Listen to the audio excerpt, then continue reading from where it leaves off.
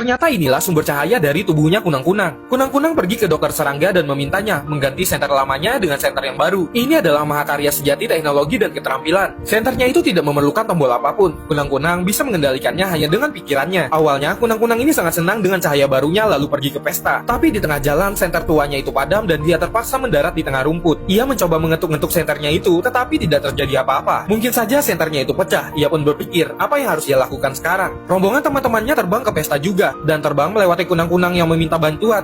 Namun pada akhirnya ia hanya mendapati ejekan dari kawan-kawannya. Mereka mengolok kunang-kunang yang tanpa cahaya. Saat itulah ia menyadari siapa teman-teman sejatinya. Tak ada yang bisa ia lakukan, lalu ia pergi ke pusat penelitian. Di sana ada seorang dokter serangga yang sangat pintar, yang baru saja sedang makan malam dengan tinta dan penanya. Hal itu ia lakukan untuk menyerap lebih banyak pengetahuan. Kunang-kunang tanpa cahaya ini pergi ke dokter itu dan menceritakan semua keluh kesahnya. Berharap sang dokter bisa memecahkan masalahnya. Sang dokter sejenak terjun ke samudera pengetahuan, lalu berkata, jangan khawatir, solusi akan segera ditemukan. Aku akan menemukan sebuah cara untuk membantumu, pikir dokter serangga itu dan menemukan sebuah ide. Ia mengambil senter, membongkarnya lalu mengeluarkan bola lampunya dari sana. Lalu mengambil lampu yang rusak dari kunang-kunang dan memasang yang baru, yang lebih bertenaga dan terang. Ia kemudian menggunakan sayap kunang-kunang sebagai penerima sinyal. Lampu itu tidak memerlukan kontrol manual dan bisa dinyalakan saja hanya menggunakan kekuatan pikiran. Kunang-kunang ini merasa senang lalu terbang ke pesta teman-temannya. Ketika ia terbang, teman-temannya itu iri melihat bahwa cahayanya menyala jauh lebih terang daripada cahaya milik mereka. Mereka yang marah kemudian meraih tongkat dan mengusir kunang-kunang itu. Bahkan tanpa rasa bersalah, mereka memukulnya sampai membuatnya terjatuh.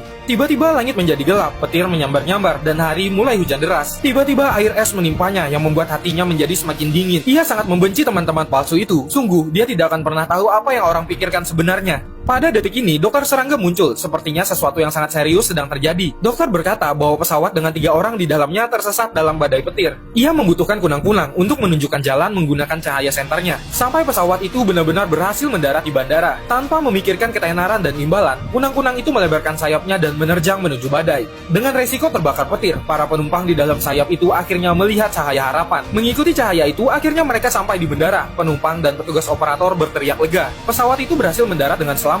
Prestasi besar kunang-kunang memenangkan pengakuan dan kekaguman semua orang yang ada di bandara. Kunang-kunang sangat merasa bangga karena ia telah berhasil membantu orang-orang.